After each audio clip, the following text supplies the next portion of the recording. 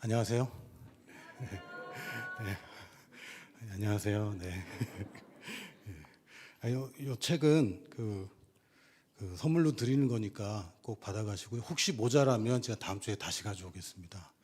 그래서 오늘 온라인 오신 분들은 이제 못 드리고 오프라인으로 오신 분들만 제가 드리도록 하겠습니다. 많은 분들이 선교사 만나면 조금 부담스러워하더라고요.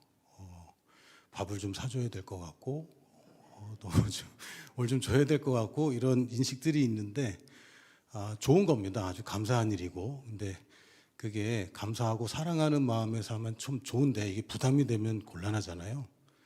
그래서 제가 어디 강의를 가든 좀 선물을 좀 가지고 다니는 편입니다. 그래서 이번 주에는 제가 이 책을 선물로 드리고요. 다다음 주에도 선물이 하나 있습니다. 다다음 주에는 없군요. 쉬는 주간이죠. 그래서 네 번째 시간에 또 제가 선물을 준비하려고 하니까 다른 분들 혹시 오늘 못 오신 분들은 그날은 꼭 참석하시면 좋겠습니다. 네. 오늘 주제는 성경과 선교입니다.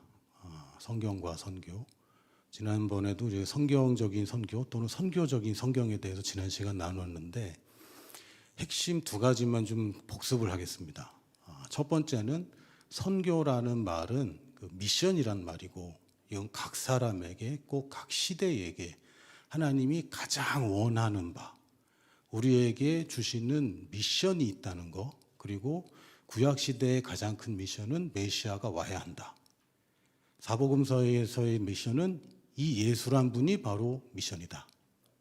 예수란 분이 메시아다. 그리고 지금 이 시대에는 이 메시아가 다시 와야 된다. 그럼 메시아 다시 오려면 어떻게 되느냐? 모든 민족에게 복음이 증언돼야 된다. 이게 이 시대의 미션이라는 말씀을 드렸습니다. 그래서 이걸 다 생략한 채 저기 해외 가서 복음 전하는 거구나. 이렇게 결론만 우리가 갖고 있는데 사실은 이 앞부분이 굉장히 중요합니다. 많은 분들이 결론만 좋아하세요. 그래서 설교 듣고 나면 또 잘하란 얘기구나. 앞부분이 중요하죠. 왜 잘해야 하는지, 왜 우리에게 이것이 미션인지 이해하는 시간이었고, 왜 예수님이 빨리 오셔야 됩니까? 늦으시면 늦을수록 사실은 세상은 더 힘들어집니다. 빨리 끝내야 됩니다. 빨리 끝내고 다시 시작해야 되는데 우리 단지 개인적으로 우리가 한 게 없어서 혹은 또 안 믿는 우리 친척들이 있어서 누가 있어서 늦게 오셨으면 좋겠다 라고 할 게 아니라 지금 주님이 내게 원하시는 미션을 빨리 수행해서 주님이 빨리 다시 오셔야 지옥 가는 사람들도 줄어들고 그토록 기다리시는 우리 신랑 되신 예수님이 빨리 오셔서 왕의 자리에 앉으시는 겁니다. 지금 왕이신데 왕이 아니잖아요. 아주 지금 애매한 시점에 있습니다. 그래서 우리 개인적인 건 내려놓고 각자의 사정은 내려놓고 큰 그림에서 주님 빨리 오셔야 된다라고 생각하시면 좋겠습니다. 제가 포스터 만든다고 그러셔서 제가 이 강의 순서를 이렇게 드렸는데 죄송하지만 제가 조금 바꿨습니다. 그래서 강의 포스터에 있는 제목과 상관없이 제가 강의를 진행해도 괜찮겠죠? 네. 설마 안 된다고 그러시면 그냥 하겠습니다. 오늘 주제는 구약이랑 신약에 있는 선교들을 좀 살펴보려고 합니다. 제일 먼저 선교의 시작. 선교를 이제 좁은 의미에서 해외에 나가서 복음 전하는 것 이렇게 보면은 사실상 선교의 시작은 예수님의 부활 후에 주신 명령들입니다. 그렇죠? 그러나 선교라는 단어 대신 미션이라는 단어로 이제 생각을 하면 제일 최초의 미션은 언제일까요? 아담에게 주신 미션부터 시작하는 것입니다. 하나님께서 아담이 범죄하기 전에 특히 인간에게 문제가 생기기 전에 하나님이 뭘 원하셨는가는 사실 굉장히 양이 적습니다. 창세기 1, 2장밖에는 없어요. 성경 전체 66권 중에 대부분이 아니라 거의 대부분은 아담의 범죄로 말미암아 우리에게 주신 말씀들입니다. 근데 원래 하나님의 목적은 뭐였을까요? 왜 인간을 만드셨을까? 원래 타락하지 않았다면 하나님이 원하는, 그리고 타락하지 않았다면 하나님이 주셨던 미션은 무엇인가를 보려면 창세기 1장 2장밖에는 힌트도 없습니다. 딱 곧 아주 조금. 그게 뭐냐면 창세기 1장 27절과 28절입니다. 저는 성경에서 가장 중요한 구절을 꼽으라면 이거를 빼놓을 수가 없다고 생각합니다. 창세기 1장 27절, 28절. 하나님이 원래 계획을 가지고 아담에게 하셨던 말씀. 원래 인간에게. 타락한 인간 말고 원래 하나님의 창조의 목적. 제가 읽으면서 조금씩 나누도록 하겠습니다. 하나님이 자기 형상, 곧 하나님의 형상대로. 좀 이상하지 않으세요? 자기 형상이 하나님의 형상이지 왜 두 번 얘기해? 똑같은 말을 반복하면 뭐죠? 꼰대죠. 죄송합니다. 했던 얘기 또 하고 했던 얘기 또 하고 잔소리입니다. 네, 하나님이 잔소리했다는 얘기는 아니고 같은 말을 두 번 반복하면 뭡니까? 강조입니다. 강조. 이게 중요한 거예요. 두 번 얘기하면 중요한 겁니다.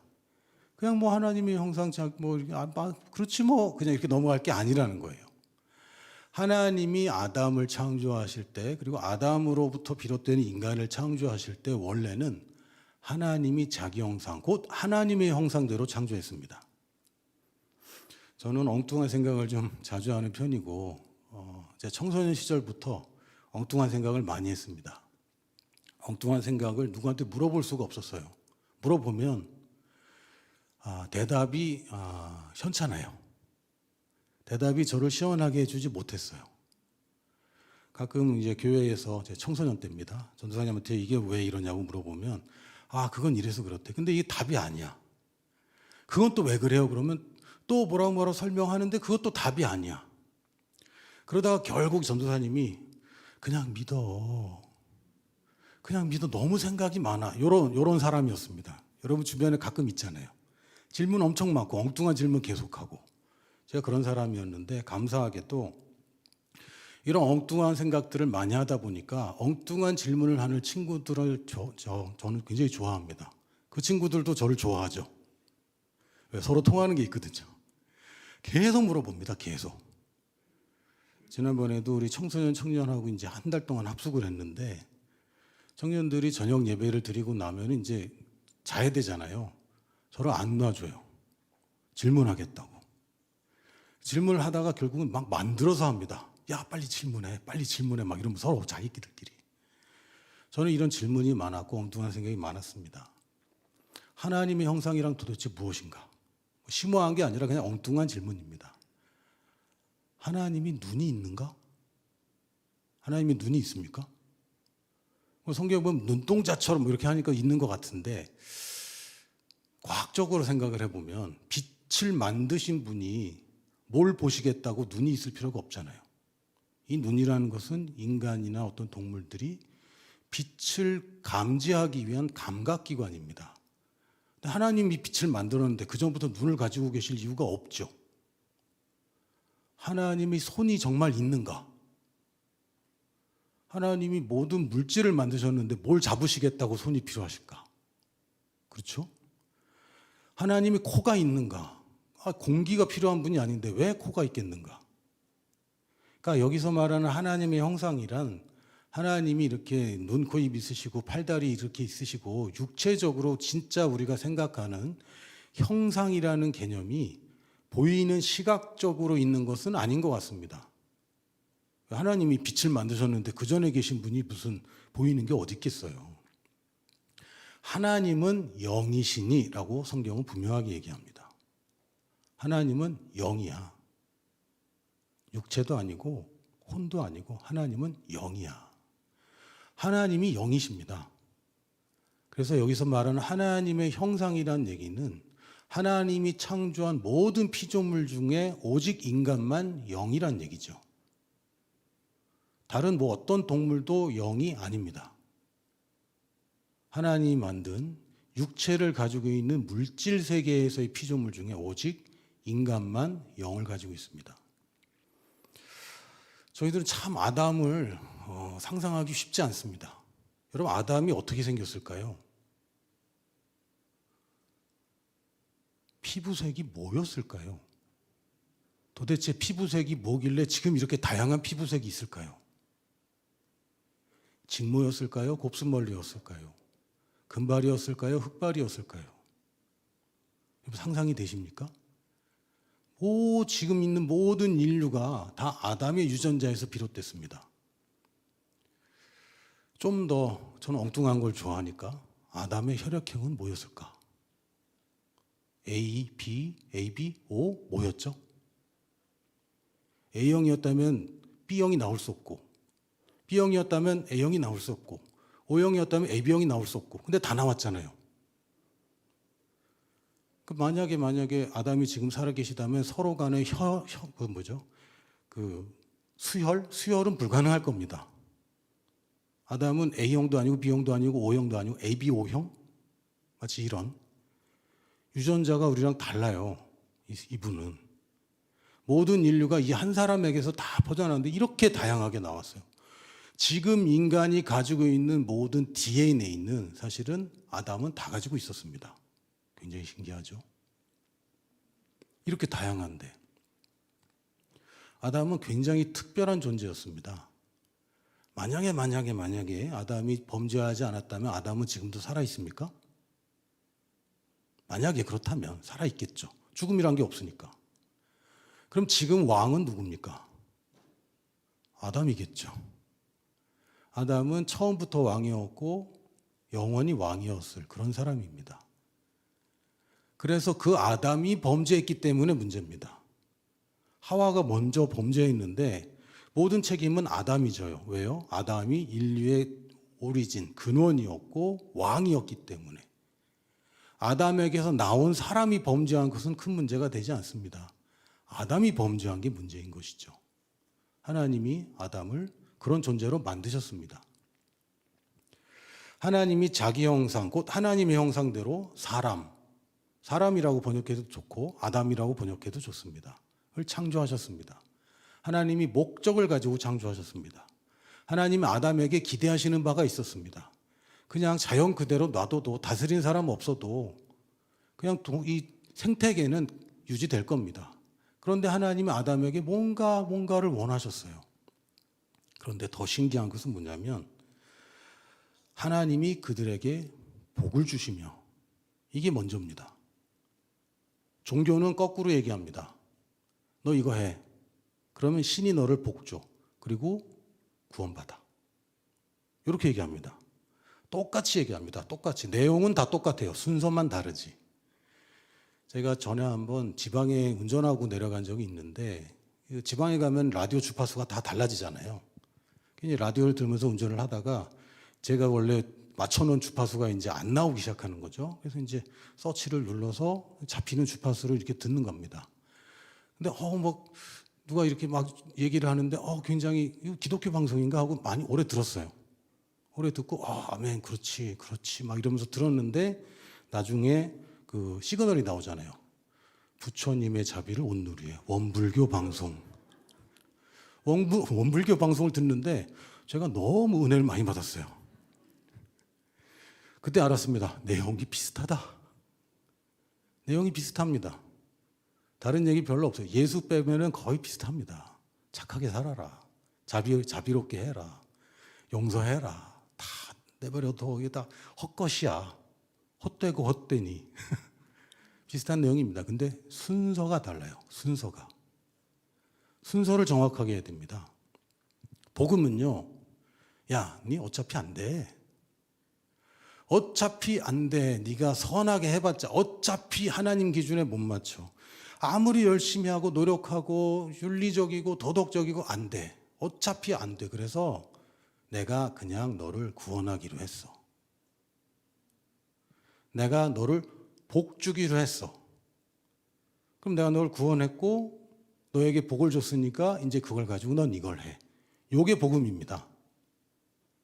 물론 성경에 미션 얘기가 훨씬 더 많아요. 양이 훨씬 많습니다. 이거 해, 하지 마, 저거 하면 안 돼. 이런 얘기가 훨씬 많습니다. 그럼 모든 순서를 볼 때 첫 번째, 내가 누구인가부터 시작해야 됩니다.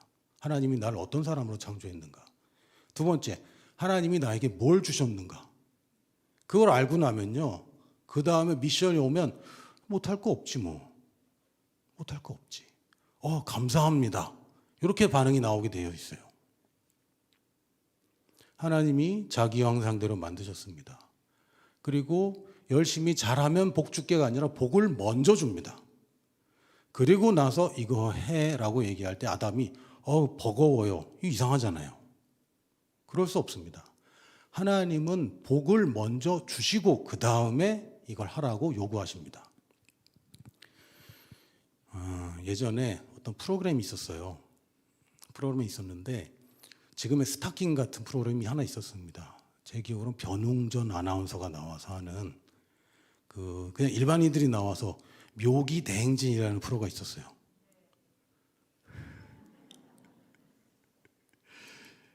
나이가 짐작됩니다. 지금 스타킹 같은 그런 프로그램 일반인들 나와서 하는 건데 저희 오촌 아저씨가 거기 나간 거예요. 저희 동네에 사셨거든요. 거기 나가셨어요. 우리 TV에 나왔습니다. 근데 이분이 어떤 묘기를 보여주셨냐면 벽돌을, 빨간 벽돌을 이마로 깨는 거예요. 그래서 지금 생각나요. 이거를 딱 깨고 두 번째도 딱 깨고 세 번째 딱 했는데 안 깨져서 딱 했는데 또 안 깨져서 딱 세 번 만에 깼습니다. 그리고선 사람이 약간 좀 넋이 나간 것 같더라고요. 이거 멀게 갖고 그 다음에 인터뷰하고 막 이랬던 생각이 납니다. 어린 제가 그걸 보면서 무슨 생각을 했냐면요. 왜 굳이 머리로?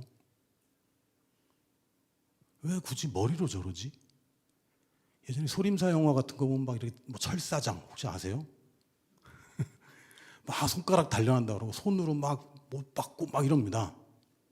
벽에다가 못을 두고 막 손으로 막 쳐서 못 박고. 왜 저러지? 여러분도 할 수 있습니다. 다 할 수 있어요. 누구나 단련만 하면. 한 10년만 이거 하면요 다 박을 수 있어요. 근데 아무도 안 하잖아요. 왜? 망치가 있으니까. 망치가 없다면 평생 망치란 걸 가질 수 없다면 열심히 하고 너무너무 힘든 거예요. 망치도 주지 않으면서 벽에다 못을 박아. 이거는 굉장히 무리한 요구가 됩니다. 정당한 요구는 뭐냐면요. 망치 주고 못 박아 이렇게 얘기하는 겁니다. 하나님 미션을 주실 때 미션을 수행할 수 있는 모든 능력과 은사와 복을 먼저 주고 얘기하시는 것이지 그거 안 주면서 네가 한번 죽도록 고생해봐라. 지금 미션은 누가 원하는 일인 거예요? 누가 원하는 일입니까?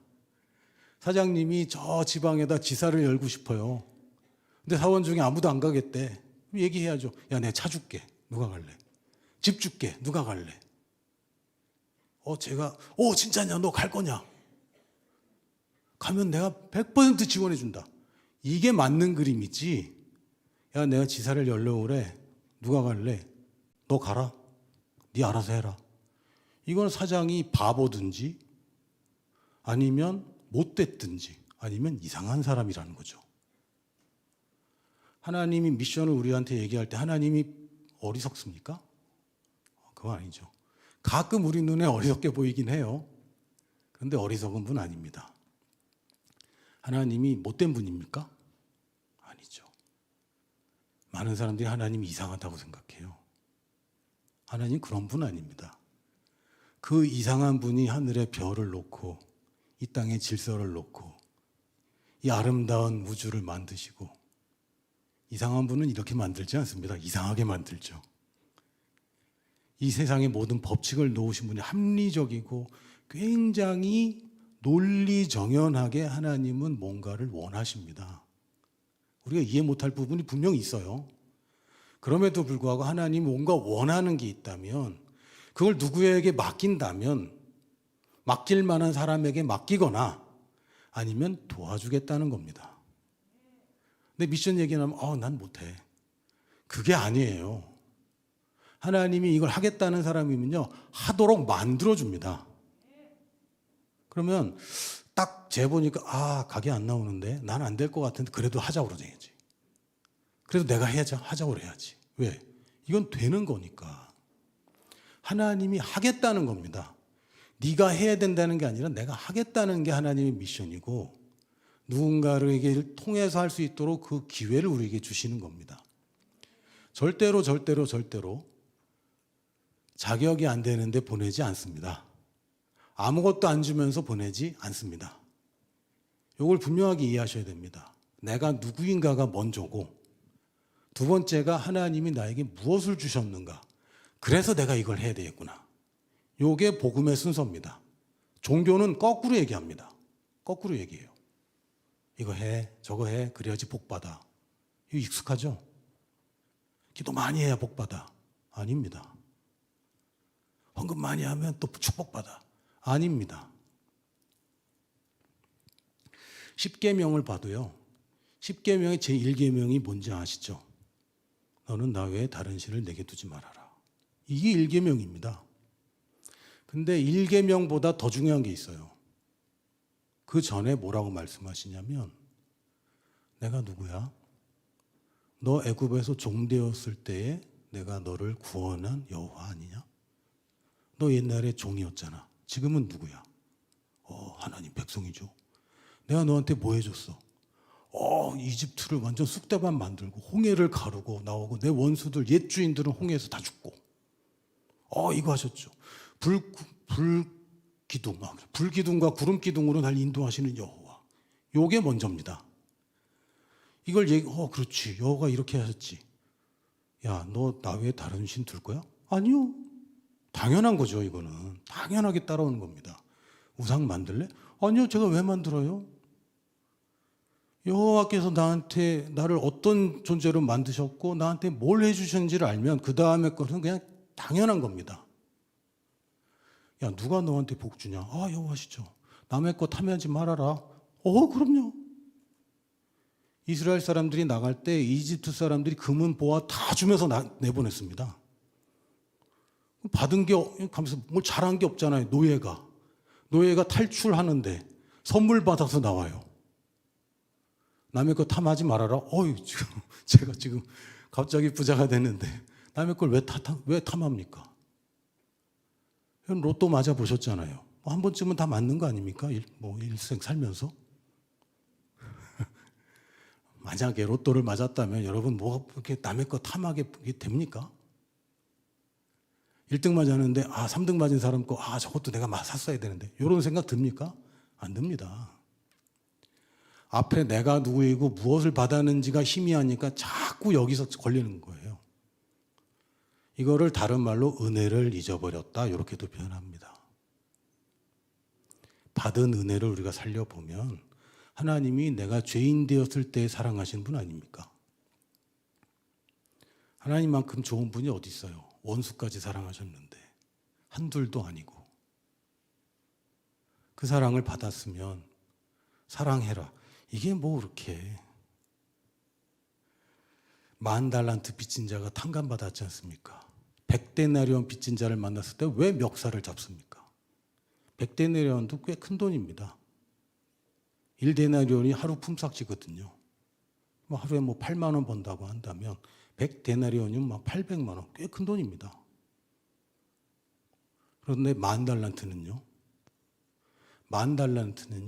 19,000년 일해야 됩니다. 19,000년. 우리가 아는 역사가 10,000년도 안 되잖아요. 19,000년을 일하고 한 푼도 쓰지 말아야 10,000달란트 만듭니다. 그러니까 이거는 안 되는 거예요. 이거는 우리가 갚을 수 없는 돈이야. 하나님이 날 어떻게 사랑했고 또 무엇을 주셨는지를 알면 그 다음에 미션으로 들어가는 겁니다. 그 전에 미션을 얘기하면 이건 다 종교적으로 반응하고요. 헌신 이런 얘기합니다. 저희 집에 아들, 딸이 있습니다. 이제 막내가 지금 초등학교 2학년이에요. 이 애들이 자라면서 그 나이대별로 하는 것들이 있어요. 4살에서 6살 사이에 그렇게 그림을 그립니다. 그림을 그리는데 맨날 똑같은 거 그려요. 그리고 저한테 선물을 하는 거죠. 아빠, 내가 그렸어. 그럼 제가 뭐라고 그러겠어요? 또냐? 이러지 않아요. 그러냐, 잘 그렸다. 이야, 지난번보다 더 잘 그렸다. 너무 감사하다. 근데 이걸 매일 3장씩 받아요. 그럼 이제 얘기가 점점 쌓이잖아요. 그럼 저는 어떻게 하냐, 이걸 몰래 버립니다. 안 버리면 어떻게 해요? 버립니다. 근데 어느 날 저희 막내가 쓰레기통을 열어보더니 자기 그림이 쓰레기통에 있는 걸 발견했어요. 그러면서 아빠, 누가 이걸 여기다가 버렸어, 그러는 거예요. 제가 뭐라고 해야 됩니까? 누구야? 누가 이 귀한 걸 버렸어? 어이, 큰일 날 뻔했다. 이 아이가 그리는 그림이 저를 기쁘게 합니까? 기쁩니다. 근데 진짜 나한테 의미 있는 선물을 주려면요, 우리 애들은 절대 못 사요. 절대 못 사요. 왜? 그 돈이 다 누가 준 거야? 내가 준 거예요. 얘네들 수준에서는요, 저를 기쁘게 할 만한 선물을 살 수가 없어요. 왜? 그만한 그게 실력이나 재능, 지금 현재로는 안 돼요. 나중에는 뭐 되겠지만. 오늘도 애들한테, 야, 아빠랑 한번 에버랜드 한번 갈까? 그랬더니 애들이 좋대. 그래, 한번 가자. 4월에 한번 가자. 그랬더니 막내가, 아빠 돈 많이 들잖아. 아빠, 내가 10,000원 줄게. 근데 셋째가, 야, 10,000원 가지고는 아빠한테 도움도 안 돼. 셋째가 바른 말을 한 거죠. 10,000원 주고 뭐 생색내는, 야, 됐어. 좀 공이 하나 더 붙으면 모를까. 10,000원 넣어봤자 그거야, 비슷해. 하나님께 우리가 뭘 드린들, 여러분이 전 재산을 바친다고 한들 하나님이, 야, 그렇게 많이 줘? 이러시겠어요? 야, 그거 다 어차피 내 거야. 이러시죠? 우리 생색낼 필요 전혀 없어요. 여러분 막 있는 힘을 써서 뭘 한다, 그걸로 하나님 기뻐하시는 거 아닙니다. 하나님 마음을 기뻐하시는 것이지, 우리가 그림을 열심히 그린다고 한들 하나님께 보기에, 야, 아름다운 작품이다, 이런 말은 못 듣습니다. 근데 참 고맙다, 네가 했었구나, 이렇게 칭찬해 주시는 거죠. 왜? 나를 사랑하시기 때문에. 여러분, 그러니까 희생, 헌신, 이런 생각은 이제는 그만하셔야 돼요. 선교, 미션과 희생 연결하지 마십시오. 그런 얘기 많이 들었죠. 선교사님들이 앞에서 그렇게 힘든 얘기들 많이 들었죠. 그러나 그것은 미션의 본질이 아닙니다. 어차피 고생하는 거 아닙니까? 여러분은 지금 미션을 안 하기 때문에 행복하게 평안하게 고생 없이 사십니까? 아니던데. 한국 와서 살다 보니까요, 라오스 살 때는 좀 참 편하게 살았습니다. 행복하고 가치 있는 인생이라고 살았어요. 한국 오니까요, 너무 힘들어요. 할 게 너무 많고, 바쁜데 왜 바쁜지 모르는데 바빠. 이게 뭐죠? 여러분, 고생하는 것은 미션 안에서도 좀 있고요, 미션 밖에도 있는 겁니다. 어차피 고생하는 건데 가치 있는 고생을 해야죠. 가치 있는 고생을. 저는 고향이 방학동이에요. 쌍문동에 살았고요. 응답하라 1988, 딱 그 시대에 고등학교 1학년이었습니다. 그 당시 저한테 의정부 의미는요, 영화 보러 가는 데였어요. 쌍문동에는 영화관이, 극장이 하나도 없었어요. 수율이나 미아리가 있었고 의정부에 하나 있었습니다. 지금 보면 어디가 어딘지 모르겠어요. 하나도 모르겠고, 그냥 이쪽이 북쪽이구나 남쪽이구나만 알지 여기가 뭐였는지 전혀 모르겠어요.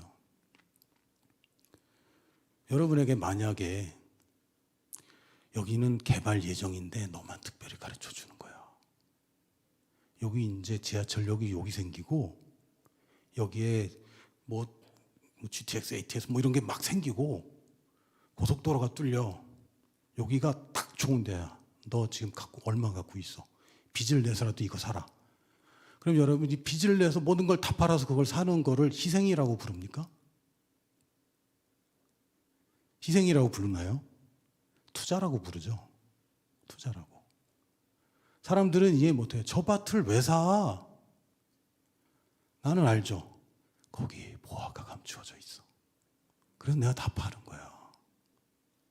그래서 내가 지금 다 팔아서 그 보화 보고 사는 사람한테 왜 이렇게 희생하고 살아요? 라고 얘기하는 것은 무식한 겁니다.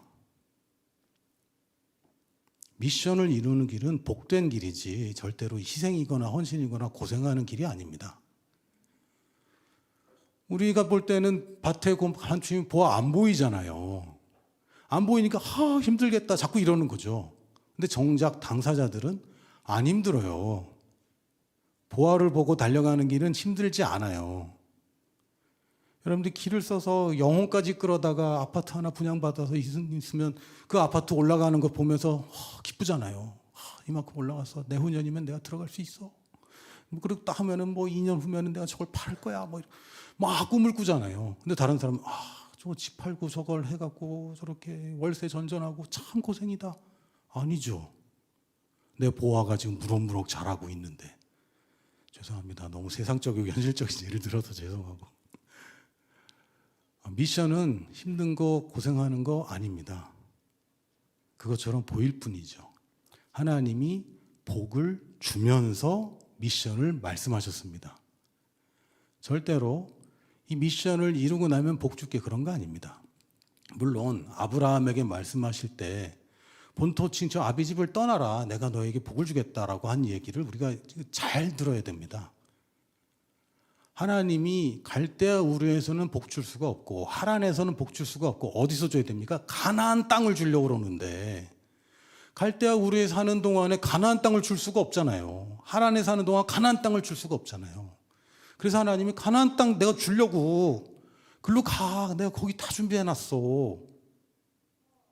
근데 마치 다 버리고 떠나야 주시는 것처럼 다 버리고 떠나니까 하나님이 부랴부랴 지금 막 땅 사고 막 준비하고 그런 분이 아닙니다. 하나님 계획이 다 있어요.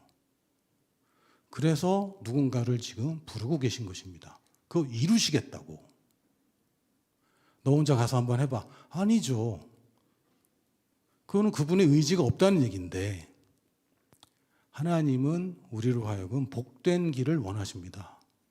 근데 사람들은 자꾸 종교적으로 돌아가요. 왜? 그렇게 살아왔고 세상이 그렇게 돌아가기 때문에. 예를 들어서 예수님이 멸망으로 이르는 길은 문이 크고 길이 넓고 찾는 사람이 많다. 생명에 이르는 길은 문이 작고 길이 좁고 찾는 사람이 적다. 성경 잘 읽어보시면요. 어디에도 고생길이라는 얘기 한마디도 없습니다. 한마디도 없어요. 근데 좁은 문 하면 고생길. 자연스럽게 연결되죠. 그 착각입니다. 여러분 좁은 길 가면은 늘 그렇게 고생하던가요? 내가 아는 지름길은 다 좁은 길이던데. 내가 기분 좋게 산책하는 길은 다 좁은 길이던데. 사람 많은 길 좋아하세요? 좁은 길이 얼마나 좋아요? 좁은 문, 좁은 길 고생한다? 아닙니다. 이건 어차피 사람들한테 인기가 없어. 왜? 보화를 보는 눈을 가진 사람만 이 길 가기 때문에. 넓은 길의 특징은 뭡니까? 사람이 많다. 사람들 세상이 가는 길. 세상에서 가치가 있다는 거. 이거 따라가다 다 멸망하는 거야. 성공 못한다 수준이 아니라 멸망한다. 이건 진리입니다. 여러분 레드오션, 블루오션 얘기하잖아요. 남들 한다고 다 따라하면 망해. 이거 다 성경 얘기입니다. 고생한다는 얘기가 아니에요. 이게 고생하는 거죠 사실은. 남들 다 하는 거 다 같이 따라하다가는 정말 고생하죠. 투자한 거 건지지도 못하고. 예수님께서는 우리한테 힘들게 하라고 고생하라고 하는 게 아닙니다. 내가 너를 복을 줬으니까 너는 이거 할 수 있어. 이거 해. 라고 말씀하시는 거죠.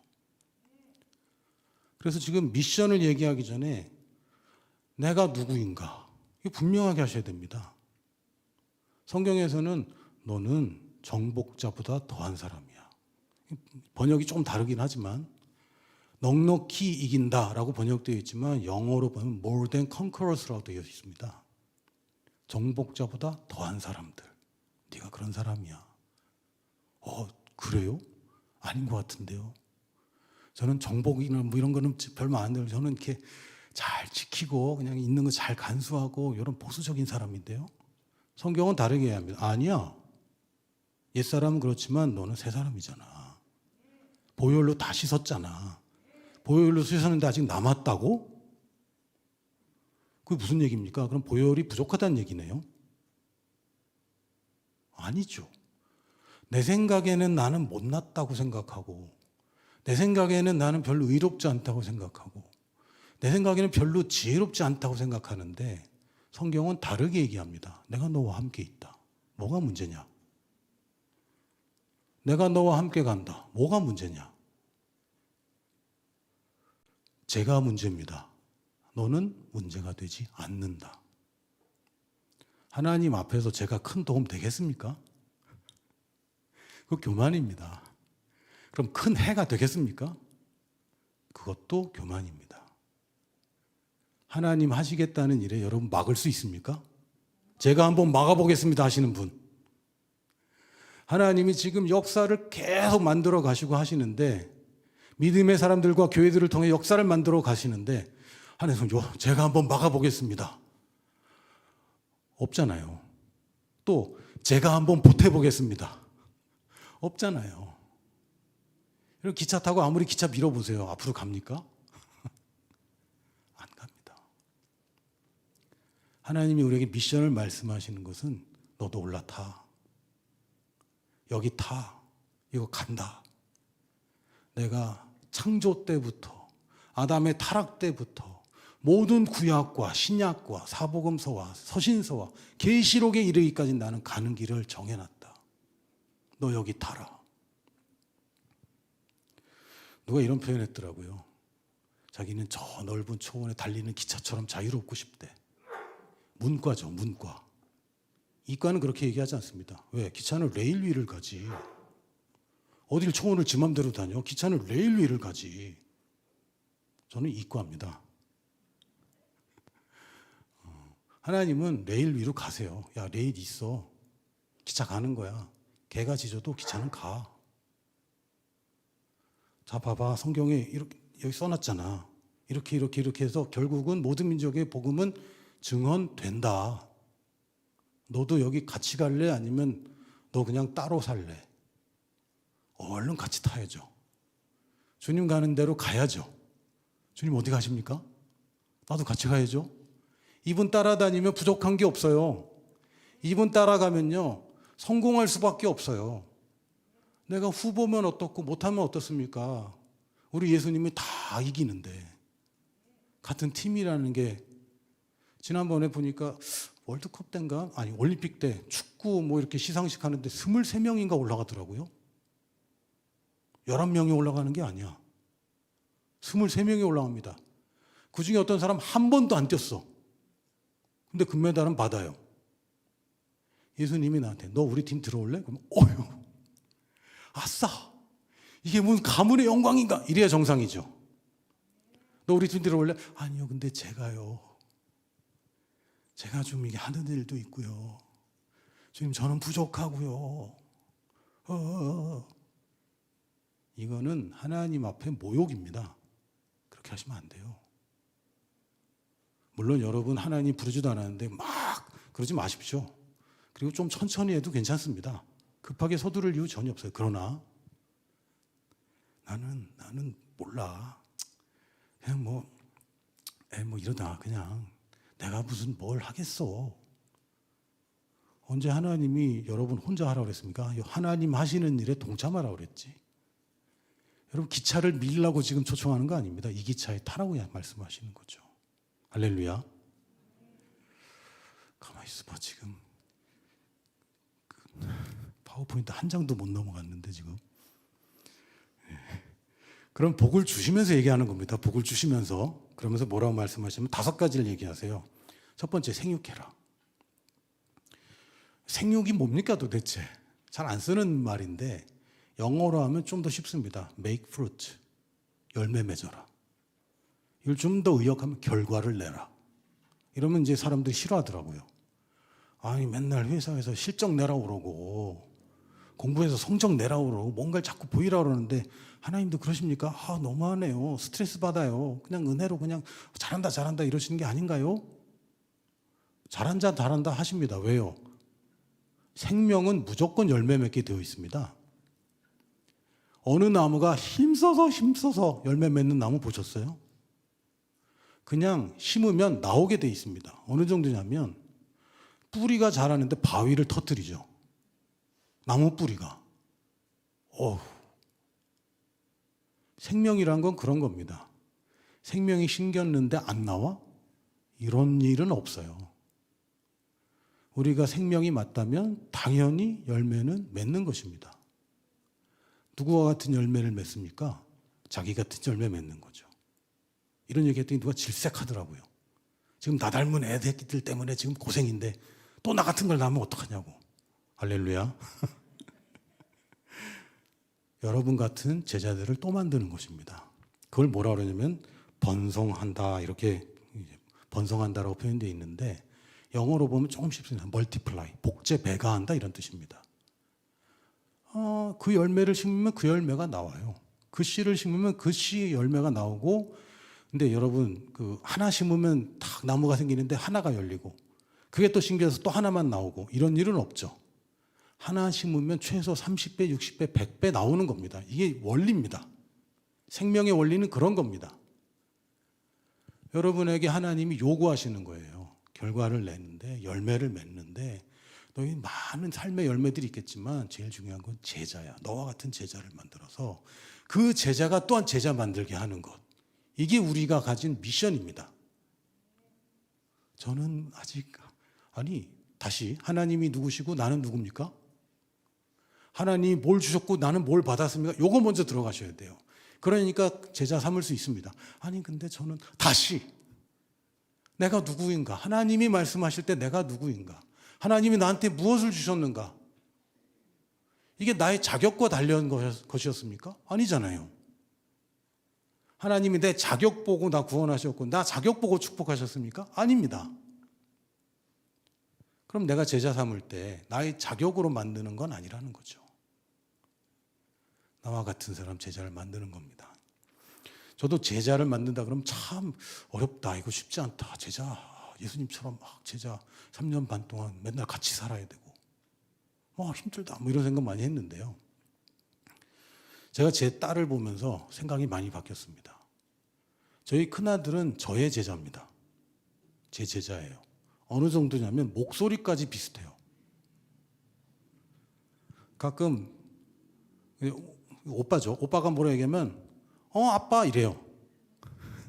목소리가 너무 비슷해져서 특히 전화 받고 이러면 너무 똑같아요. 그래서 사람들이 그럽니다. 넌 아빠가 하는 소리 똑같은 소리 한다. 왜냐면 나랑 제일 많이 얘기하고 시간도 많이 보내고 하거든요. 저희 막내는요, 저희 제자는 아닙니다. 셋째 제자입니다. 한글 누가 가르쳐준지 아세요? 셋째가 가르쳐줬어요. 언니가 가르쳐줘요. 옷 입는 거 언니가 해줘. 샤워하는 거 언니가 해줘. 다 언니가 해줘요. 4살 차이 납니다. 4살 차이 나는데 막내가 태어나자마자 얘 제자야. 얘랑 제일 많은 시간을 보내고 같이 자고 같이 놀고 때론 싸우기도 하지만, 근데 하여튼 맨날 같이 뭘 해도 같이 해. 다 같이 하고. 그때 알았어요. 셋째가 성장하는 한 넷째는 제자가 될 수 있다. 우리가 정체되어 있다면 제자 못 만듭니다. 그러나 성장하는 동안에는 제자 늘 만들 수 있습니다. 쉽게 얘기하면 여러분 누군가 도와줄 수 있습니까? 여러분의 도움은 이 세상에 아무 가치가 없습니까? 여러분이 누군가를 도와줄 때 참 잘할 수 있는 사람이 이 세상에 한 명도 없습니까? 왜 없습니까? 있습니다. 그 사람을 제자 삼을 수 있습니다. 그냥 영혼 구원만으로는 부족해요. 왜요? 영혼 구원해놓고 나는 또 가서 영혼 구해놓고 영혼 구해놓고 아니죠. 제자를 만들어야 얘도 가서 제자를 만들고 이제는 4명이 같이 제자 만들고, 이게 원래 생명이 번식하는 방식입니다. 그래서 우리는 전도해서 어떻게든 교회 오게 하고 영혼 구원해야지, 여기까지 목표로 삼으면 안 돼요. 제자까지 목표로 삼아야 됩니다. 나중에 또 말씀드리겠지만 이거는 굉장히 달라집니다. 태도와 접근 방식이 완전 달라요. 사람을 끌어모으는 것과 제자를 삼는 것은 접근 방식이 완전 다릅니다. 근데 주님께서 주신 미션은 뭡니까? 사람 많이 끌어모아가 아니라 너와 같은 사람을 또 만들어라. 생육하고 번성하라. 이게 주님이 주신 미션이었습니다. 세 번째 미션은 뭐냐면 땅에 충만하라. 우리가 충만 그러면 이런 잔에 넘치는 걸 생각합니다. 등짐이 한 잔 하겠습니다. 이런 그림을 많이 가져요. 그러나 땅에 충만하라는 얘기는 다른 얘기입니다. 높이 쌓으라는 얘기가 아니라 넓게 흩어지라는 얘기죠. 땅에 충만하다는 게 뭡니까? 물이 바다 덮음같이 편만하게 되는 것. 다시 이야기하면 빈 곳이 없도록 하는 것. 그게 충만입니다. 충만하라, 땅에 충만하라는 개념에 도전한 사람도 있어요. 바벨 사람들. 저는 라오스에 가서 언어를 배우는데 언어가 쉽지 않더라고요. 30대 중반에 이제 외국에 가서 새로운 언어를 배우는데 글자를 내가 쓰는 게 아니고 그리고 있는 거죠. 그림이에요. 생전 처음 보는 그림과 생전 처음 보는 발음들, 거기다 성조가 7개입니다. 높낮이가 다 달라. 그중에 제일 힘든 거, 저는 좀 목소리가 굵어요. 좀 지금 약간 장면인데 목소리가 굵은 사람인데 이렇게 얘기하면 아무도 못 알아들어요. 사바이디 벤장다이버 아무도 못 알아들어요. 사바이디 벤장다이버 이렇게 해야지 알아듣습니다. 이게 나한테 얼마나 어려운지, 나의 정체성에 혼란이 오는 거죠. 그러면서 제가 누굴 원망했냐면 그 바벨 사람들. 언어가 하나였을 때 얼마나 좋았겠는가. 근데 하나님도 참 어리석다. 선교에 이게 얼마나 큰 장애가 될지 모르셨는가. 그런 생각을 가끔 했습니다. 회개합니다. 근데 하나님은 저랑 생각이 다르세요. 첫 번째, 언어가 같으면 언제든지 타락한다. 같이 타락해버린다. 그러면 메시아 못 온다. 지난 시간에 계속 말씀드렸죠. 그냥 몰려 살면서 언어까지 같으면 결국은 타락하고요. 근데 흩어봤자 언어가 같으면 또 모이고 계속 모입니다. 그럴 수밖에 없어요. 언어 집단은 모일 수밖에 없어요. 그래서 하나님은 어차피 언어가 같은 동안은 계속 이런 일이 생길 거기 때문에 단호하게 언어를 혼잡하게 만드셨습니다. 두 번째, 선교의 언어는 장애물입니다. 그러나 넘어갈 수 있는 장애물입니다. 넘어갈 수 있습니다. 한국 사람 중에 최초로 영어를 한 사람들은 누구였을까요? 궁금해요. 예전에 그 조미 수호 조약을 맺은 다음에 이 조선에서 미국에 사절단을 보냈습니다. 그때 통역이 2사람이 따라갔어요. 중국 사람, 일본 사람. 왜? 이 사람들이 조선말을 중국말로, 중국말로 영어로, 때로는 조선말을 일본말로, 일본말을 영어로. 왜? 조선에 영어하는 사람이 한 명도 없었기 때문에 이제 통상할 때, 이제 막 시작할 때니까요. 도대체 누가 영어를 처음으로 배웠을까? 그 당시에 누군가는 배웠잖아요. 누군가는 배웠습니다. 그러니까 지금 우리가 영어를 배웠죠. 누군가 가르쳐줬으니까. 그러니까 언어라는 것은 어찌됐건 서로 배워서 소통이 되는 겁니다. 만약에 배우기엔 너무 어려운 언어다. 없어졌죠. 이미 역사 속에 사라졌을 겁니다. 그 언어 너무 어려워서 애들도 못 배워. 그러면 사라지는 거예요. 그리고 쉽고 좋은 언어가 있는데 왜 이걸 자꾸 써? 이걸 쓰는 거지. 지금 남아있는 언어는 배울 수 있는 것들만 남아있다. 왜요? 하나님은 하라 그랬고 안 되는 걸 하라 그럴 리 없고 그럼 된다고 생각해야죠. 된다고 생각하고 보니까 생각이 바뀌어요. 이건 되는 거야. 제가 지나왔는데 라오스 꼬마애가 라오스 말을 조자조자 너무 잘하는 거예요. 나보다 더 잘하는 거예요. 그래서 제가 마음을 바꿔 먹었습니다. 쟤도 하는데 난 대학 나온 사람인데. 자랑하는 건 아닙니다. 생각을 그렇게 하는 거죠. 나 스스로. 내가 쟤보다 못한 게 뭐가 있어. 난 고등교육 받은 사람인데. 영어도 배운 사람인데. 그 어렵다는 한국말까지 배운 사람인데. 라오스 말을 왜 못 배워? 라고 생각을 고쳐 먹었습니다. 그래서 열심히 했습니다. 제 입으로 제가 라오스 말 잘한다고 얘기할 수는 없는데 검증이 안 되잖아요. 어차피. 할렐루야. 라오스 선교사님 한 분이라도 계시면 제가 굉장히 힘들 텐데 떳떳합니다. 예, 땅에 충만하는 얘기는 흩어지라는 얘기인데 바벨 사람이 뭐라고 얘기했냐면요. 우리가 성을 쌓고 탑을 높이 쌓고 사실 바벨 탑 사건이 아닙니다. 이건. 왜? 탑을 높이 쌓는 걸 가지고 하나님 뭐라 그런 적이 없어요. 그때 그게 문제였다면 지금 비행기 타면 안 되죠. 인공위성 큰일 납니다. 탑을 높이 쌓은 것은 하나님이 뭐라 그런 적이 없어요. 뭐가 문제였습니까? 흩어짐을 면하자. 이게 문제였어요. 모여 살자. 왜? 미션에 완전 반박이잖아요. 빈 곳을 채워라. 그랬는데 우리는 우리끼리 잘 살래요. 이거는 하나님 미션에 대한 도전이고 하나님의 미션에 대한 완전한 거절입니다. 저항하는 거죠. 그래서 언어가 뒤죽박죽되고 흩어졌습니다. 하나님은 그 정도로 흩어지고 땅의 빈 곳을 채우는 것을 중요하게 여기십니다. 이건 상식입니다. 여러분 집을 질 때 남의 땅에다 집을 짓습니까? 아니면 땅을 사서라도 내 땅에다 집을 짓습니까? 남의 땅에다 집 짓는 건 굉장히 위험한 발상입니다. 나중에 분쟁이 굉장히 커지죠. 하나님은 빈 땅을 계속 정복하라고 말씀하십니다. 거저주는 게 아닙니다. 왜요? 땅을 정복하라 이렇게 되어 있어요. 정복하라. 여러분 스스로를 수비자라고 생각하지 마십시오. 이거 바꿔야 됩니다. 나는 정복자야. 근데요 전신갑주를 보더라도요 이건 다 방어무기잖아요. 성령의 검 하나만 공격 무기고 나머지는 다 방어구 아닙니까? 그 당시 전쟁 양상을 좀 생각해 봐야 됩니다.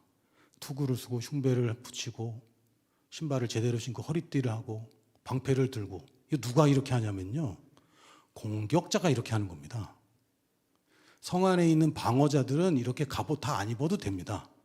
성벽에 숨어서 활 쏘고 돌 던지고 그러기 때문에 이 전신무장을 하지 않습니다. 누가 전신무장을 합니까? 화살이 막 날아오는데 그걸 뚫고 가는 사람이 전신무장을 하는 거예요. 그래서 우리 한 성경에서는 공격자라고 생각하고 말씀하시는데 우리가 받을 때는 난 수비자야 라고 받는 거죠.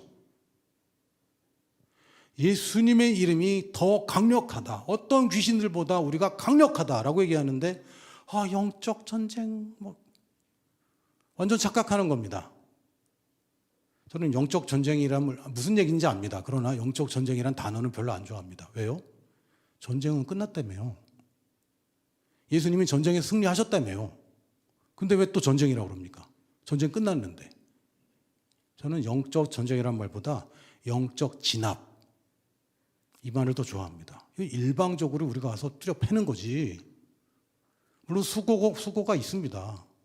그러나 그들의 저항은 우리한테는 아무것도 아니에요. 무장 해제되었다고 되어 있습니다.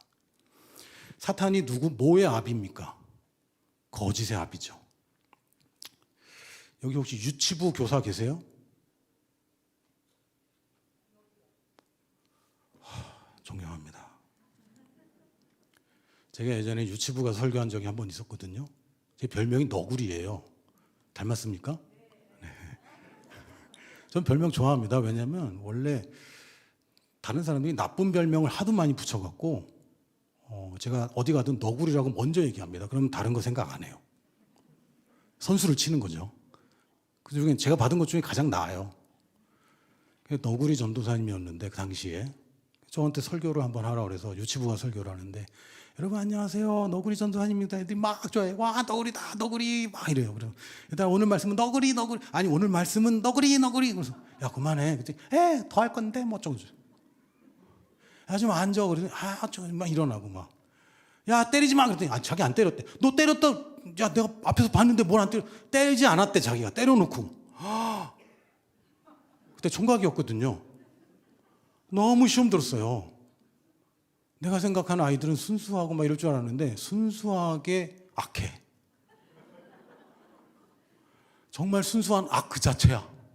그럼 너무 시험 들어갖고 막 특히 거짓말하는 것에 제가 너무 상처받았거든요. 그래갖고 이제 그런 경험을 하고 나서 저는 또 청년부 소속이라 청년부 이제 지체들하고 이제 한 주간 살았던 걸 나누는데 제가 그때 너무 힘들었다는 얘기를 했어요. 근데 저희 이제 그룹 안에 유치원 선생님인 자매가 하나 있었어요. 자매가 저한테 오빠, 그 오빠가 몰라서 그러는데 아이들이 거짓말하는 것은 자기를 보호하기 위해서 하는 거야. 왜냐하면 그거 말고 아이들은 약하기 때문에 보호할 수단이 없어. 이 얘기를 해주는데 사탄이 거짓의 아비인 게 이런 의미구나. 거짓말은 누가 합니까? 강자가 합니까? 약자가 합니까? 약자가 합니다. 강도와 도둑은 달라요. 강도는 어떻게 하죠? 대놓고 가서 뺏어오죠. 이씨 막 이러면서. 강자입니다. 도둑은 어떻게 하죠? 몰래 가죠. 약자입니다. 거짓말하고 계략을 세우고 약자죠. 삼국지 같은 거 보면요. 막 계략을 끼고. 왜? 약하니까. 백만대군. 야, 전략 같은 거 없어. 그냥 전진. 강자는 전략이나 거짓말 이런 괴계가 없습니다. 사탄이 거짓말이 무기라는 것 자체가 약하다는 거예요. 누구 앞에? 예수 그리스도 앞에. 그 영적 전쟁이 심하다고. 아니요, 말 잘해야 됩니다. 이건 일방적으로 우리가 하는 거예요. 일방적으로. 저항하느냐 합니다. 그러나 우리가 압도적인 힘으로 예수 그리스도로 우리가 이긴 게임이에요. 근데 얘들은 워낙 불법을 저질러서 졌는데도 안 진 척할 뿐이에요. 라오스에서 어떤 선교사님이 자기가 집을 얻는데 잘못 얻어갖고 낮에는 몰랐는데 절 옆에다 집을 얻어서 밤마다 막 경치고 땡땡땡땡 하고 영적으로 너무 힘들대. 제가 아무 말 못했어요. 선배기 때문에. 그런데 영적으로 힘든 게 아니고 당신의 육체가 힘들고 혼이 힘든 거지. 영적으로는 당신이 제압하고 쟤네들 얼마나 힘들면 저러겠냐. 그동안 잘 있었는데 어느 날 갑자기 선교사가 왔는데 예수님을 데리고 왔네. 옆집에 예수님이 계세요. 어떨 것 같습니까? 난리치는 거죠. 어떻게든 발악하려고. 발악을 하면 눈치채야 됩니다. 제대로 왔구만. 뭔가 주님의 뜻대로 했는데 뭐가 자꾸 방해가 있어. 제대로 왔구만. 한 번은 제가 갓 전도사, 처음으로 전도사가 되고 청년들과 같이 선교여행을 같이 갔습니다. 근데 우리 팀에 있는 청소년 중에 하나가 귀신 역사가 있었어요. 근데 아무도 의지할 사람이 없어. 내가 전도사야. 내가 리더고. 한 번도 귀신 쫓아내 본 적이 없었어요. 근데 제가 원리는 알고 있죠. 가장 위대한 원리가 뭡니까? 예수 그리스도. 그 이름에 모든 권세가 있다. 제가 당황하면 안 되잖아요. 다 어린아이들인데. 그래갖고 이제 방에 가서 귀에다가 이렇게 얘기해 줬습니다. 너 나가지 마. 나가지 말고 오늘 밤새도록 나한테서 예수님의 이름에 대해서 들어라. 그랬더니 어쩌고 막 이래요. 그래서 됐고 안 나가도 된다. 크게 소리칠 필요도 없습니다. 강자는 아주 작게 얘기해도 강합니다. 여러분 막 칼 휘둘러 막 이런 사람이 무섭습니까? 아니면 조그만 칼 들고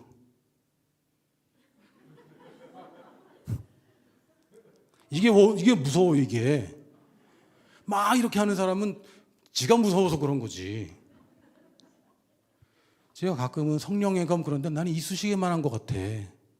근데요, 이쑤시개도 죽일 수 있어요. 어떻게 하면? 죽을 때까지 찌르면 이걸 더 무서워하죠. 여러분이 생각을 바꾸셔야 돼요. 내가 정복자예요. 왜 예수님의 이름을 가진 사람이 정복자에게 내가 뭘 수비를 하고 있어. 내가 갑이지. 이게 여호수아의 태도 아닙니까? 10명의 정탐꾼들과 이스라엘 모든 사람 큰일 났다. 여호수아와 갈렙은 물었어. 야, 무슨 소리냐? 거인이 사는 데는 좋은 데야. 거인이 바보같이 후진데 살겠냐? 거인이 사는 데야말로 제일 좋은 땅이지. 그걸 왜 우리가 못 이겨? 감사하지. 거인이 지금까지 우리를 위해서 잘 지켜줬는데 여호와께서 가라고 했는데 우리가 어떻게 줘? 딴 생각이 안 드는 거죠. 그래서 제가 계속 얘기해 줬습니다. 예수님의 이름을 내 귀에 밤새도록 들려주겠다. 나는 네가 나가든 안 나가든 오늘 밤은 안 자기로 했어. 그러니까 알아서 해. 안 나가도 괜찮아. 그냥 나 할 테니까 그냥 조용히 듣기만 해. 어쩌고 그래요. 자기가 어렸을 때 상처를 받고 막 그래요. 그럼 됐고. 여러분 그런 말이 절대 휩쓸리면 안 됩니다. 얘네들은 하여튼 거짓말쟁이들이야. 사실과 거짓말을 잘 버무려서 사람 혹하게 합니다. 그냥 됐고 그 얘기를 하든지 말든지 오늘 내가 밤새도록 들려주마. 그래서 계속 예수님의 이름을 예수님의 이름을 찬양합니다. 뭐 막 손 얹고 막 때리고 뭐 이런 것도 안 했어요. 그런데 잠시 후에 얘가 막 뭐 토하고 막 시커먼 걸 토하더라고요. 그러고선 나가버리고 정상이 됐어요. 그때 알았죠. 사실 속으로 좀 쫄렸거든요. 안 나가면 어떡하지? 하고 저게 나와서 나한테 들어오면 어떡하지? 아주 초보자의 생각. 근데 이제는 뭐 그런 거 겁이 안 납니다. 한번 해봤더니 별거 아니네. 아무것도 아니네. 완전 속을 뻔했네. 아닙니다. 선교는 영적 전쟁 아닙니다. 영적 진압입니다. 저들은 무장 해제됐고 우리는 어마어마한 무기를 갖고 있어요. 비대칭 전력이에요. 예수님이 이름 가지고 있는 게임이 안 됩니다. 그 땅을 정복해라고 하면 아싸, 하나님 넓은 데 주세요. 아직 없는 데 주세요. 이래야 정상입니다. 이게 이제 우리의 태도예요. 아무도 가지 않는 땅을 일단 주세요. 하나님, 아무도 도전조차 하지 않은 곳을 주세요. 이게 우리의 태도입니다. 그럼에도 불구하고 하나님이 근데 거기는 너 가지 말고 아직 때가 안 됐으니까 다른 데가. 그럼 다른 데 가는 거죠.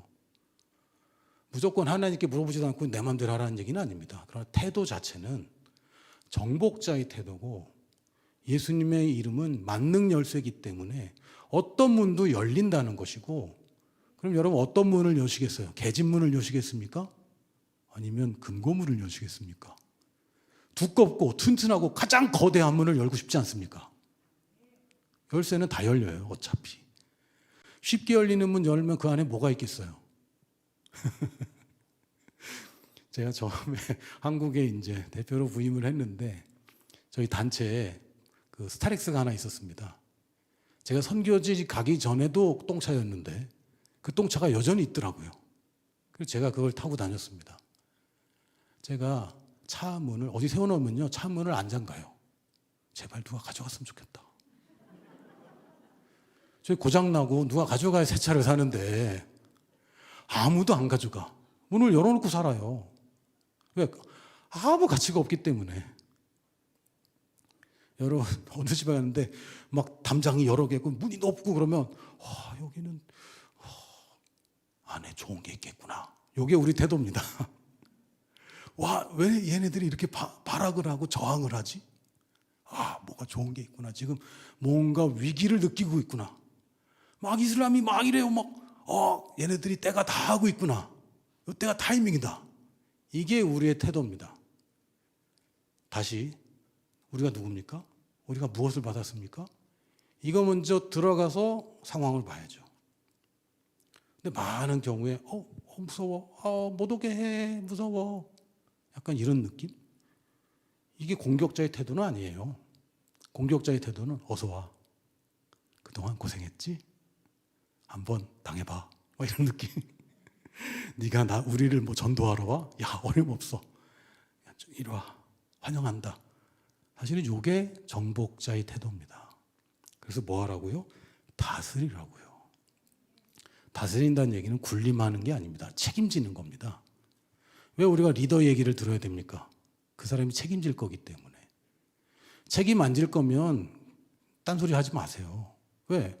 책임지는 사람이 잘못돼도 이 사람이 책임지고 잘돼도 이 사람이 책임입니다.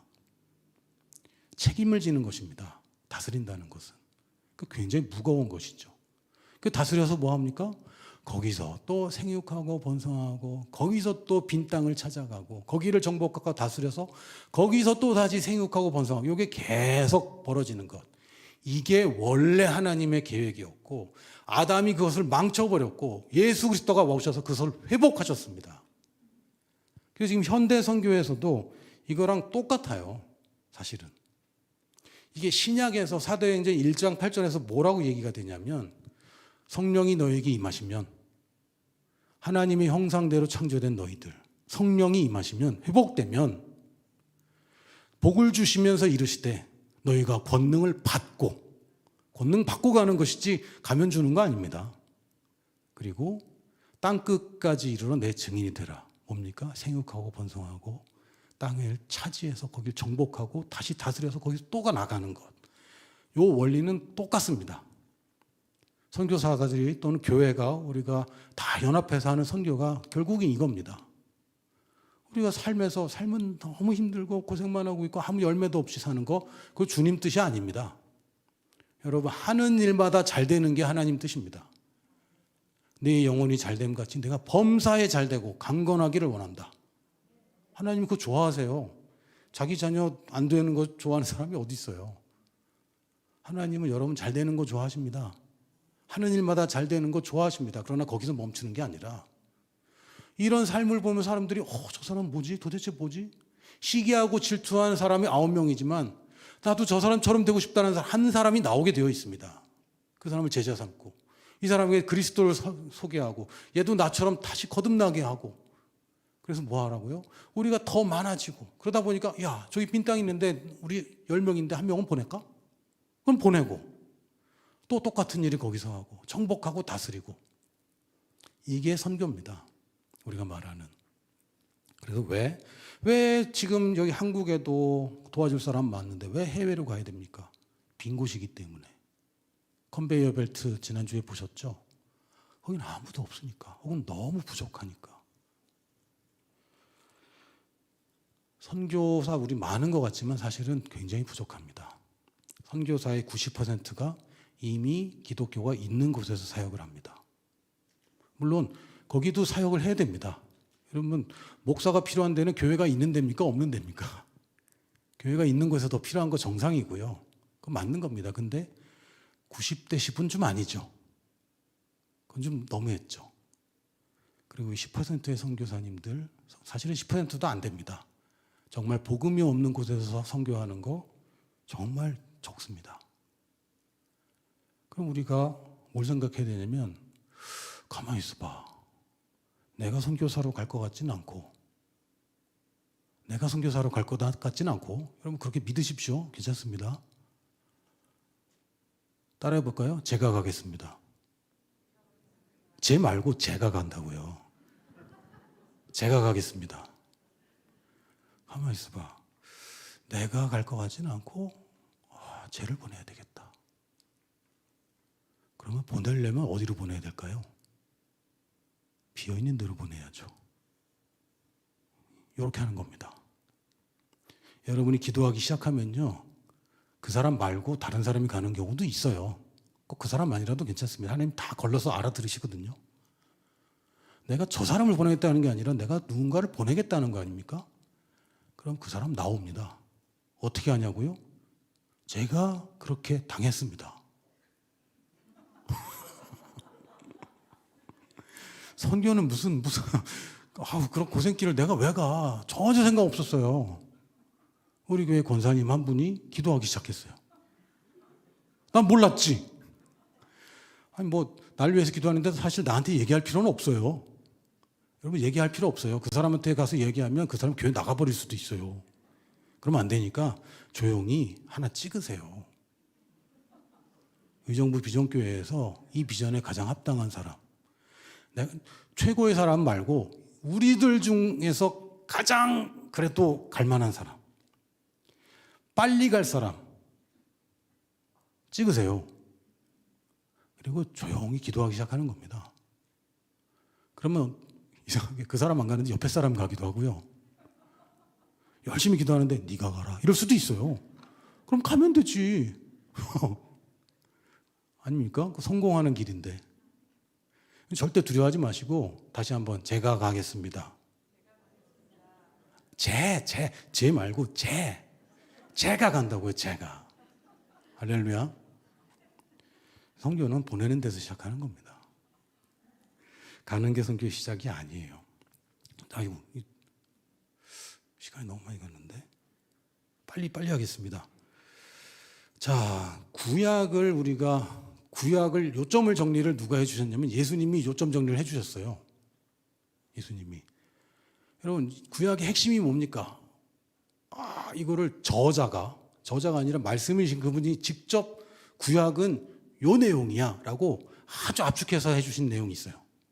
그게 뭐냐면 누가복음 24장 44절에서 48절입니다. 또 이르시되, 이게 뭐냐면 엠마오 가는 길에서 제자들 만나고 야 우리가 만났다 그랬더니 그런 게 어디 있냐 그럴 때 나타나셔서 주님이 말씀해 주시는 겁니다. 또 이르시되 내가 너희와 함께 있을 때 너희에게 말한 바 곧 모세의 율법과 선지자의 글과 시편의 나를 가리켜 기록된 모든 것이 이루어져야 하리라. 여기서 모세의 율법이라는 것은 십계명 얘기하는 게 아니고요. 모세 오경을 얘기하는 겁니다. 토라. 또 선지자의 글, 이건 모든 선지서들을 얘기합니다. 시편은 시편만 얘기하는 게 아니라 그 시가서들을 다 얘기합니다. 그럼 결국 뭐예요? 구약 전체죠. 근데 왜 이렇게 표현합니까? 그냥 구약 통틀어서라고 얘기하는 게 아니라 장르를 불문하고 율법이든 시든 예언이든 누구에 관한 얘기라고요? 내 얘기야. 예수님 직접 얘기하신 거예요. 그럼 구약의 얘기가 메시아가 온다는 얘기 맞죠? 다른 많은 것들이 있겠지만 하나만 얘기한다면 이게 다 예수 그리스도를 가리킨 거는 예수님이 직접 얘기해 주셨잖아요. 이런 명확한 것과 모호한 것이 있을 때는 명확한 것이 우선인 것이에요. 뭐 많은 상징들이 있고 많은 비유들이 있는데 예수님이 야, 날 가리켜 한 얘기야. 그러면 이게 기준인 겁니다. 가장 정확한 거예요. 다른 사람도 아니고 예수님이 하신 얘기인데. 나를 가리켜 기록된 모든 것이 이루어져야 하리라. 뭐죠? 예수님, 메시아 온다. 이 얘기입니다. 그러면서 45절에 이에 그들의 마음을 열어 성경을 깨닫게 하시고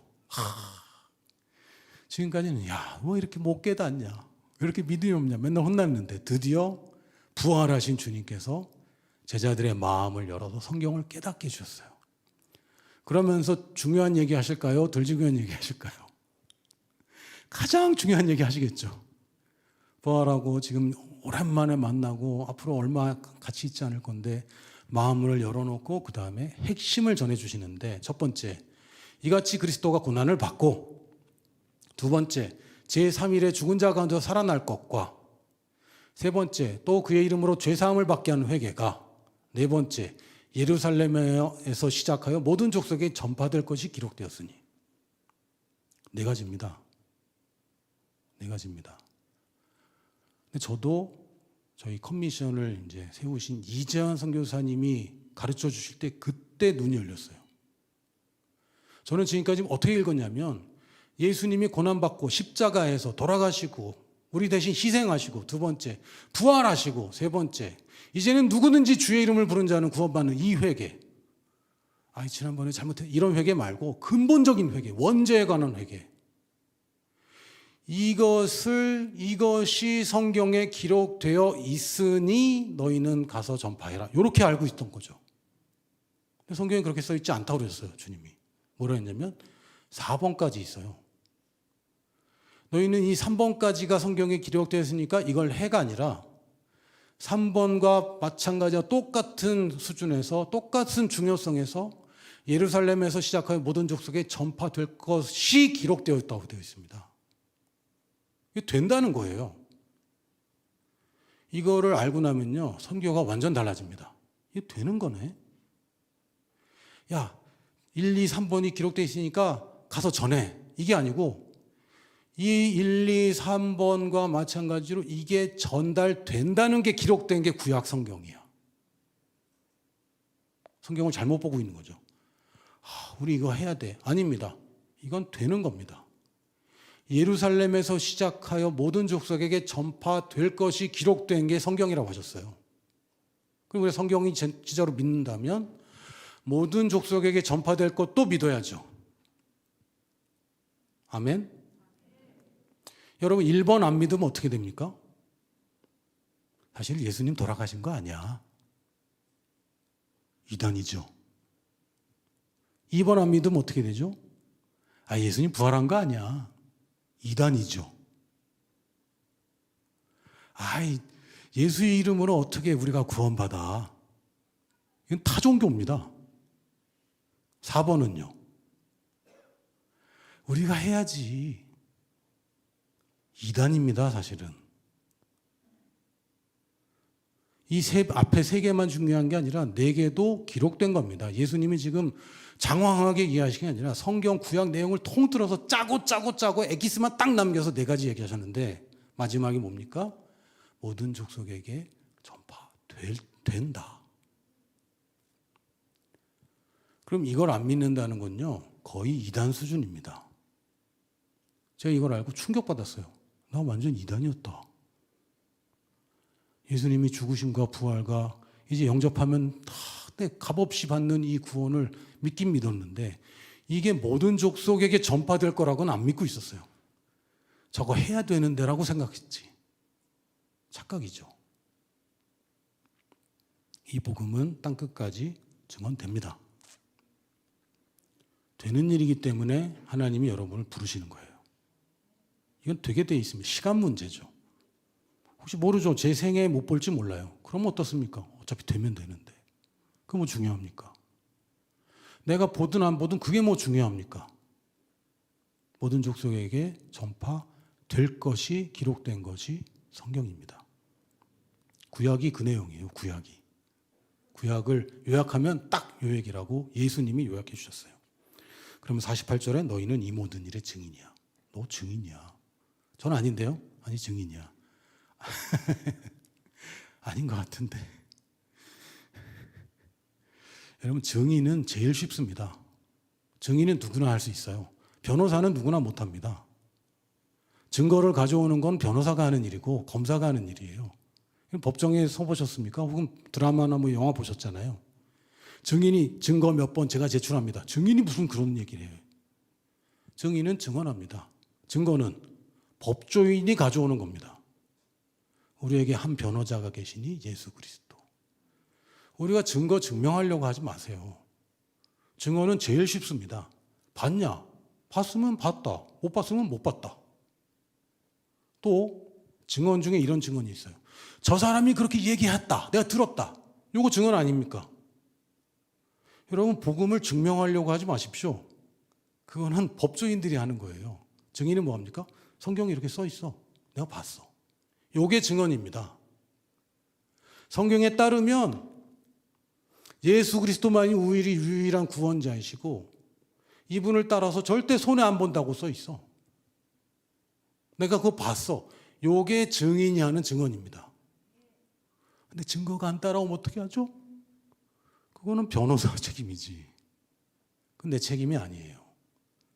그 증인이 얼마나 쉽습니까? 봤으면 봤다. 못 봤으면 못 봤다. 기억이 안 나면 기억이 안 난다. 이렇게 얘기하면 되죠. 그 사람이 뭐라고 그러더냐? 그 사람이 이렇게 얘기하더라. 이거만큼 쉬운 게 어디 있어요. 증인은 쉽습니다. 할렐루야. 증언하십시오. 성경에 이렇게 써 있더라고. 그 사람이 성경을 안 믿는 게 왜 내 책임입니까? 나는 증언하면 되지. 이 사람을 믿게 만드는 게 우리의 전도가 아닙니다. 증언하는 것이죠. 또 내 삶에서. 나는 왜 교회 다녀? 나는 왜 지금 오후에, 주일 오후에 졸리고 피곤한 시간에 왜 이러고 있어? 그 이유에 대해서 여러분 그냥 증언하는 겁니다. 난 이게 좋아. 난 여기에서 참 기쁨이 있어. 난 이게 맞아. 이게 증언입니다. 할렐루야. 시간이 많이 갔는데 신약의 선교만 빨리 훑어보고 마치겠습니다. 원래 4시까지 하라고 그러셔서 4시까지 힘들어서 안 돼요 그랬는데 4시까지 갈 판이에요 지금. 큰일 났습니다. 예수님의 유언을 보면 사실은 예수님 하고 싶은 얘기 유언에 다 담겨 있겠죠. 영어로 will입니다. 유언이. 의지. 그게 무슨 뜻이냐면 내가 살아서도 이게 내 의지였고 죽어서도 이제는 네가 이루어야 될 거. 이게 유언입니다. 사복음서에 유언들이 다 나와 있습니다. 마태복음 28장 18절에서 20절 많이 들으셨죠? 예수께서 나와 말씀하여 이르시되 하늘과 땅이 모든 권세를 내게 주셨으니 예수님 살짝 좀 너무한다 싶어. 하늘과 땅의 모든 권세를 가졌다. 근데 그래서 내가 너한테 얘기하는 거야. 그러면 들어야 됩니까? 안 들어야 됩니까? 아닌데요 할 수 없죠. 하늘과 땅의 모든 권세를 내가 가졌다. 그러므로 너희는 가서 모든 민족을 제자로 삼아 아버지와 아들과 성령 이름으로 세례를 베풀고 내가 너희에게 분부한 모든 것을 가르쳐 지키게 하라. 볼지어다 내가 언제까지 너희 평생에 아닙니다. 세상 끝날까지. 예요. 예수님 다시 오는 거랑 연결돼 있어요. 모든 민족의 복음을 증언하면 예수님 다시 오십니다.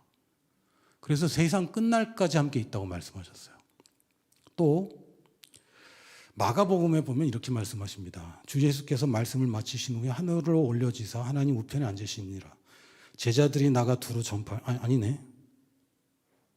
15절부터 읽어야 되는데 죄송해요. 너희는 온 천하에 다니며 만민에게 복음을 전파하라. 믿고 세례를 받는 사람은 구원을 얻을 것이요. 누가 구원 받는다고요? 믿고 세례 받는 사람, 믿는 사람. 그렇죠? 믿는 자는 구원 받는다. 믿지 않는 사람은 정죄 받는다. 믿는 자들에게 이런 표적이 따르리니 이 믿는 자는 누굽니까? 16절에 믿는 자입니다. 믿고 구원받은 그 사람. 대단한 믿음 말고 믿고 구원받은 그 사람이면 이 믿는 자들에게 이런 표적이 따라와. 표적을 네가 만드는 게 아니라 표적이 따라와. 근데 왜 안 따라오죠? 이걸 안 하니까요. 내 이름으로 귀신을 쫓아내며 새 방언을 말하며 뱀을 집어올리며 무슨 독을 마실지라도 해를 받지 아니하며 병든 사람에게 손을 얹은 즉 나으리라. 성경에는 낫는다고 그랬는데 내가 할 때 안 낫고 그럼 누가 맞고 누가 틀린 겁니까? 성경이 맞는 겁니다. 그럼 뭔가 이상하다. 다시 해야지. 이게 정상적인 반응이죠. 전 형이 있는데 저 형이 저한테 아주 재밌는 얘기들 그리고 기발하고 아주 저의 생각 사고를 완전 두드려 패는 그런 얘기들을 가끔 해줬어요. 그 중에 하나가 되게 좀 희한한 얘기를 하나 해줬어요. 퀴즈를 냈는데 버스에 탔습니다. 딱 내가 세봤는데 사람이 10명인 거예요. 나까지, 버스 기사까지. 다 자꾸 물어보니까 버스 기사와 나까지 모든 사람이 10명인 거예요. 그 다리를 세봤는데 21야. 뭐지? 잘못했구나. 다시 세봤어요. 또 21야. 또 다시 했는데 21야. 왜 그럴까요? 잘못 셌죠. 잘못 센 거예요. 그 얘기를 제가 들었을 때 딱 이런 표정이었어요. 뭔 소리야. 근데 그게 아직도 저는 기억이 나요. 성경에서 된다고 그랬어. 근데 안 돼. 내가 잘못 센 거지. 3번을 하고 4번을 세고 5번을 세도 내가 잘못 센 거죠. 왜 다른 답이 나오는 건 안 돼요. 저 답이 나와야 되는 거지. 잘못 센 겁니다. 내가. 왜? 성경이 기준이. 하나님 말씀은 안 바뀌어요. 성경은 된다 그랬는데 내가 안 된다. 내가 잘못 세고 있는 거예요, 지금. 그럼 어떻게 해요? 바로 세질 때까지 또 세보고 할 수밖에 없어요. 그리고 바로 세지면 맞다 이렇게 되는 겁니다. 할렐루야. 자, 20절에 보니까 제자들이 나가 두루 전파할세 주께서 함께 역사하사. 제자들은 전파하고 누가 함께 역사했습니까? 제자들이 역사하는 거 아니죠. 주께서 함께 역사하사 그 따르는 표적으로. 표적은 따라옵니다. 말씀을 확실히 증언하시니라. 이게 마가복음의 예수님의 유언이었습니다.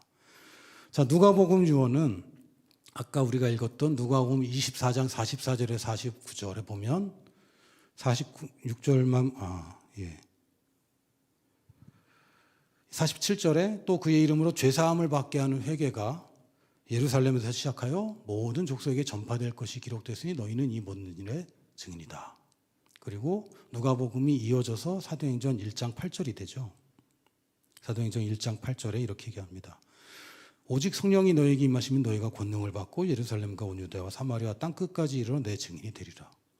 계속해서 땅끝, 모든 민족, 증인, 제자 이런 얘기 계속합니다. 이걸 우리가 뭐라고 부르냐면 현대용어로 선교라고 부르는 거예요. 왜? 이 시대의 미션이기 때문에. 여러분이 직접 가든 보내든 어떤 형태로든 여기 동참하십시오. 없으면 만들어서라도 이거 붙잡아야 됩니다. 할렐루야. 요한복음에서 조금 다른 얘기 하십니다. 빨리 설명을 드릴게요. 베드로가 예수님을 욕하고 배신하고 또 가서 숨었는데 예수님이 또 찾아와요. 더 당혹스럽죠. 저분 피해서 도망갔는데 이분이 날 찾아와서 베드로가 겉옷을 입고 뛰어들어가고 막 옵니다. 근데 예수님이 다 조반 차려주고 베드로야 네가 이 사람들보다 나를 더 사랑하느냐. 베드로가 자신이 없잖아요. 주님 사랑하는 줄 주님이 아시죠. 그랬더니 내 어린 양을 먹여라. 두 번째는 내 양을 치라. 세 번째는 내 양을 먹여라. 이렇게 3가지 다른 얘기를 하십니다. 어린 양과 그냥 양, 어린 양과 양은 다릅니다. 단어 자체가. 그러니까 먹이고 또 치고. 이거 치는 거 아니죠? 아시죠, 여러분? 양 치는 거, 돌보는 거 얘기합니다. 어린 양을 먹이는 거. 두 번째는 다 큰 양을 이제 돌보는 거. 근데 세 번째는 다 큰 양을 먹이라고 합니다. 다 큰 양을 왜 먹여야 됩니까? 언제 양을 또 이렇게 꼴을 베다가 자꾸 먹여야 되는지 아세요? 양이 임신을 하거나 새끼를 낳고 나면요. 그 다음에 자기가 잘 못 먹어요. 다른 양들이 막 치입니다. 양들이 막 서로 막 들이받고요. 막 뺏어 먹고 막 이럽니다. 그럴 때에는 목자가 이 엄마 양에게 자꾸 더 먹여줘야 됩니다. 왜요? 재생산 때문에 그렇습니다. 이 유대인들, 특히 예수님의 제자들은 양치는 개념이 분명하기 때문에 이 얘기하면 다 알아듣습니다. 아, 내가 어린 양은 잘 먹이고 이 사람 그 다음에는 장성하면은 그때도 계속 먹이면 안 되죠. 알아서 하도록 도와주고. 그런데 또 이 사람이 다시 자녀를 낳을 수 있도록 또 잘 먹이는 거예요. 공급해 주는 겁니다. 재생산 얘기하는 거예요. 생육하고 번성하는 거. 근데 우리가 들으면 뭐 그런가 보다 그러는데 왜 유목민이 아니라서. 저희가 오늘 창세기 1장 27절, 28절 사실은 여기다 다 썼습니다. 여러분 이거 드리는 이유는 오늘 제가 설명한 것이 또 부족하기도 하고 또 한 번 더 읽어보시라고 제가 책을 만든 거고요. 집에 가셔서 이거 꼭 한번 읽어보십시오. 제가 생각할 때는 참 잘 썼다고 생각합니다. 띵작이라고 생각합니다. 이건 제 입장이고 한번 읽어보시고 아, 이런 얘기를 했구나 한번 생각해 보시면 좋을 것 같아요. 그 선교에 대한 개념을 바꾸십시오. 이거는 태초는 아니지. 아담을 만들 때부터 계획하신 미션. 그것이 예수님이 구약을 전체 통틀어서 정리해 주신 미션. 이거 되는 거니까 너도 해. 이거 되는 거니까 너도 해. 선교는 무조건 완성됩니다. 할렐루야. 여러분 동참하십시오.